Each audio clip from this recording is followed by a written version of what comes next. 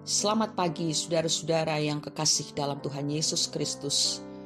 Hari ini Jumat 13 Mei 2022, kita bersyukur karena Tuhan sudah membangunkan kita dalam keadaan yang sangat baik. Dan marilah kita menyiapkan hati kita untuk menerima apa yang Tuhan akan sampaikan kepada kita lewat renungan yang berjudul Jangan Bubuhkan Tanda Titik.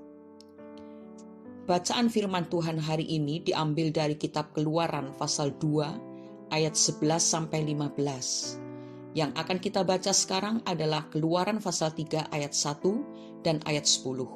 Demikian bunyinya. Adapun Musa, ia biasa menggembalakan kambing domba Yitro mertuanya, imam di Midian. Sekali ketika ia menggiring kambing domba itu ke seberang padang gurun, sampailah ia ke gunung Allah, yakni gunung Horeb. Ayat yang ke-10. Jadi sekarang pergilah, aku mengutus engkau kepada Firaun untuk membawa umatku orang Israel keluar dari Mesir. Saudara-saudara, sejak Musa membunuh orang Mesir yang menganiaya seorang laki-laki sebangsanya, ia melarikan diri ke Midian. Impian untuk membela dan membebaskan bangsanya dari perbudakan orang Mesir terkubur sudah. Ia tidak berdaya. Ia tidak dapat berbuat apa-apa menghadapi Firaun yang tentu saja memiliki pengaruh dan kekuatan yang lebih besar darinya. Ketakutan terhadap Firaun menghantuinya, sehingga ia memutuskan untuk tinggal di Midian, menggembalakan kambing domba mertuanya.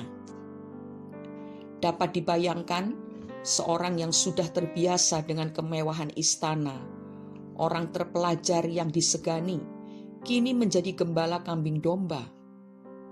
Musa melupakan impiannya karena ia merasa tidak mampu dan tidak mungkin melakukan sesuatu bagi orang-orang sebangsanya. Mungkin juga Musa berpikir bahwa ia lebih pantas menjadi gembala kambing domba daripada melibatkan diri dalam urusan-urusan yang terlalu besar baginya. Tetapi meskipun harapan untuk dapat membela dan membebaskan bangsanya terkubur sudah, ternyata Tuhan masih punya urusan dengan Musa. Tuhan mau memakai Musa untuk membawa umatnya keluar dari Mesir. Perintah Tuhan kepadanya agar datang menemui Firaun dan membawa umat Tuhan keluar dari Mesir merupakan kemustahilan bagi Musa. 3 kali ia mengajukan alasan kepada Tuhan dan mengatakan bahwa ia adalah orang yang berat mulut dan tidak petah lidahnya. Keluaran pasal 4 ayat 10, pasal 6 ayat 11 dan ayat 29. Tetapi akhirnya Musa melakukan juga apa yang Tuhan perintahkan kepadanya. Dengan penuh perjuangan ia berhasil membawa bangsa Israel keluar dari Mesir. Pertolongan Tuhan membuat Musa yang merasa tidak mampu menjadi orang hebat yang dapat mengerjakan perkara yang besar. Kerinduannya untuk melakukan sesuatu bagi bangsanya kini menjadi kenyataan. Musa pun menjadi sosok yang sangat dikenal serta dibanggakan di kalangan bangsa Yahudi dan di kalangan kekristenan. Musa merupakan tokoh perjanjian lama yang juga terkenal.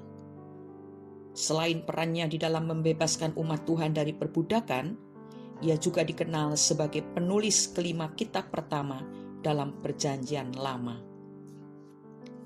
Sebuah kata-kata bijak mengatakan, jangan membubuhkan tanda titik di mana Tuhan masih membubuhkan tanda koma.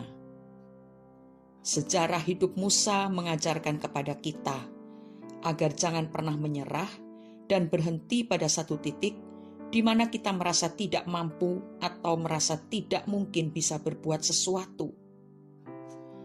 Saudara-saudara, ketika kita mempercayakan hidup ini kepada Tuhan, maka Tuhan yang akan merendanya menjadi karya yang indah di pemandangan matanya. Sesuatu akan berbalik dari kenyataan dan kemustahilan akan terhalau jika tangan Tuhan yang bekerja. Jika keadaan sekarang ini seolah tidak bersahabat dan kita seolah tergilas, jangan menyerah dulu. mungkin saja Tuhan belum selesai bekerja. Dalam Yeremia pasal 18 ayat 4 tertulis demikian, apabila bejana yang sedang dibuatnya dari tanah liat di tangannya itu rusak, maka tukang periuk itu mengerjakannya kembali menjadi bejana lain menurut apa yang baik pada pemandangannya. Dari ayat ini kita bisa mendapatkan suatu pengertian yang sangat indah, bahwa Tuhan tidak pernah putus asa untuk membentuk kehidupan kita. Seringkali dalam perjalanan hidup kita ini, kita mengalami sesuatu yang membuat hidup kita menjadi pecah hancur.